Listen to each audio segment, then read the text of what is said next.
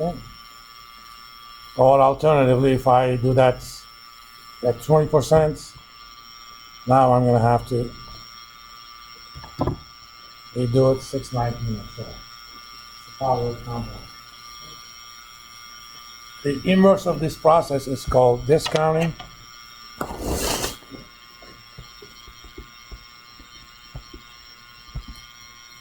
That's PV is equal to future value at time t divided by 1 plus r raised to the power of t.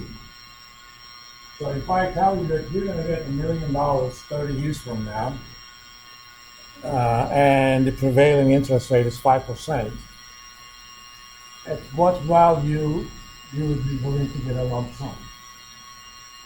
Or you would be indifferent between getting a lump sum now and $1 million 30 years from now. So T is 30, R is 5%, future value at 30 is 1 million. So let's calculate the PV. That's going to be 1 million. 1 plus 5% raised to the power of 30. By the way, I like that it's 5%, not 0.05 on purpose. For a lot of different reasons. A good number of you are not mentally capable of converting a percentage into a decimal. Which itself, who cares? Okay? I'm a goddamn surgeon of numbers. I can do it. I don't need it. Because I'm going to show you how to do it in Excel. All you have to do is enter file instead of formula. If you format a cell in Excel as percent format, all you have to do is enter the format. So who's going to tell me the decimal for 0.05%?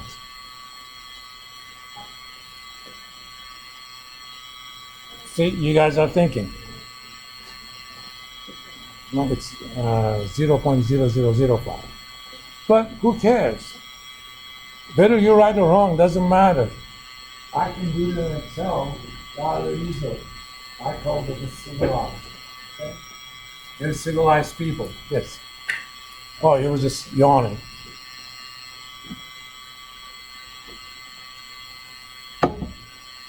I like doing things with civilized. I'm a surgeon without. And there are certain ethical problems where sometimes people ask me, what is your dream if you didn't have to worry about money or anything? Just lock me in a cave, give me food, and let me solve interesting or uninteresting math problems by myself without using a computer. I can do it. I mean, I can integrate a lot of complicated functions. Do I have to? Sometimes yes, sometimes no. If I'm doing theoretical work, maybe yes. But if I'm doing numerical stuff, who cares? I'll let Excel do it for me. That's why I built this solver. Technically speaking, we could have solved this problem. Let's say I want the value of x that makes x squared minus x equals to 10. Okay? Here's how I would have done it. Using what's already available in Excel. Under Data tab, and let me put this into setup mode, because in the solver mode, it automatically solves whatever I have as long as there's a change in the inputs. It's triggered by those. Data, what if analysis, goal seek. It has 3 arguments. Well, that's what I'm trying to figure out. It needs to be a cell that contains a formula. What do I want that to be? I want that to be 10. Okay? And what is the thing that I'm free to vary around? It's got to be a cell that contains only a number, not a formula. Right? Okay, let's solve it. Okay. this sheet basically reduces all of that into just anything else. Again, there is no difference between either way. I call this user-friendly goal seeker. I was visiting my son in San Diego this summer. While he was working on his stuff, I was free, so I set this up this summer, last summer. Let me go back to, let me make this 2, okay? And let's make the target value 10. As you can see, it automatically counts. It should not be surprising, it's exactly the same thing. I have a little bit of code in the background. Let me show you how that looks like, just to tickle your interest.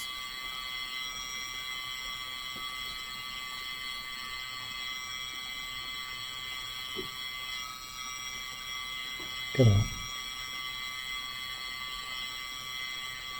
Yeah, this is it. It basically grabs certain stuff from the sheet, and it then says, do a goal seek of the cell that is named diff target, goal being 0, by changing the unknown address.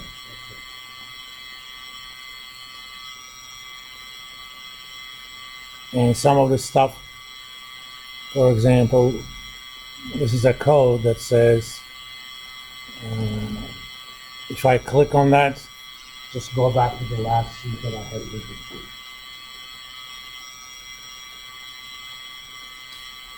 And for that, there's a little code. When something changes, then the workbook is deactivated. This saves the name of the sheet that's deactivated. Later, you can access it. Again, if I have kind of a free day towards the end of the semester, I'll show you guys how to do that too. For example, by double clicking, I can change the value of that cell from 1 to -1. But I format it in such a way that if it is 1, it's a green traffic light. If it is -1, it's a red light. I do the same thing for these. These toggle between 0, 1, and -1. -1 is red, 0 is yellow, 1 is green. Sometimes in the options you have 3 states. If I wanted that to be 4 states, I could have done that too.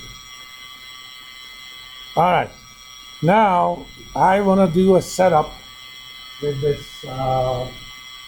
solver job. So whether it is future value or present value,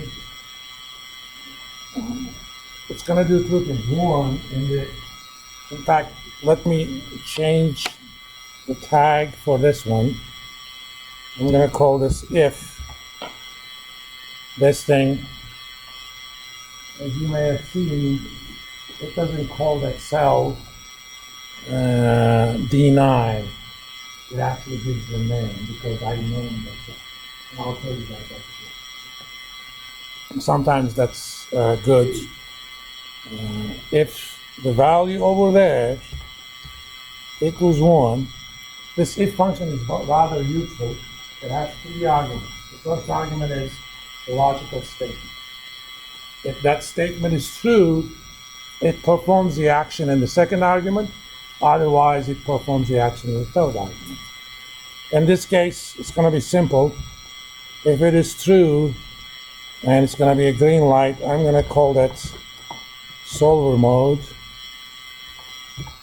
Otherwise, I'm going to call that setup mode. Again, you happen to know what it is, okay? But a lot of people don't think Excel spreadsheets are communication tools. You think a PowerPoint presentation is. Years ago, 16, 17 years ago, I defended my PhD dissertation. Usually, the damn thing was 250 pages, including tables and everything. A typical PhD student would have a presentation for the defense that is up to 50 slides. Okay? You know how many slides I had? 12.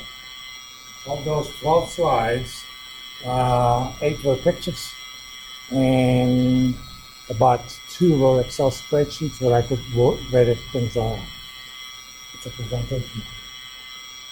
Let me kind of show you. I'm working on something. Let's see. Yeah, skewer. It's not related to the skewer you're thinking about. These are skewed probability distributions. And if I change certain parameters, I want to see how the probable distribution looks like compared to, say, the normal distribution. And suppose I'm going to make that skewed.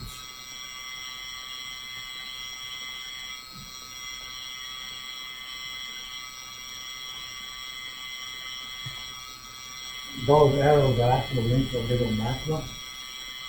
When I put up, it changes the input by whatever the increment that was set up. But as soon as that is done, all the calculations in Excel are done in the background. You see it in the top. Now that's a presentation. Okay? So view Excel sheets as communication tools. What's important in any communication? It should be done for people who don't know anything about what they're doing. Or when I'm setting up the spreadsheets, I view myself as the divine programmer, okay?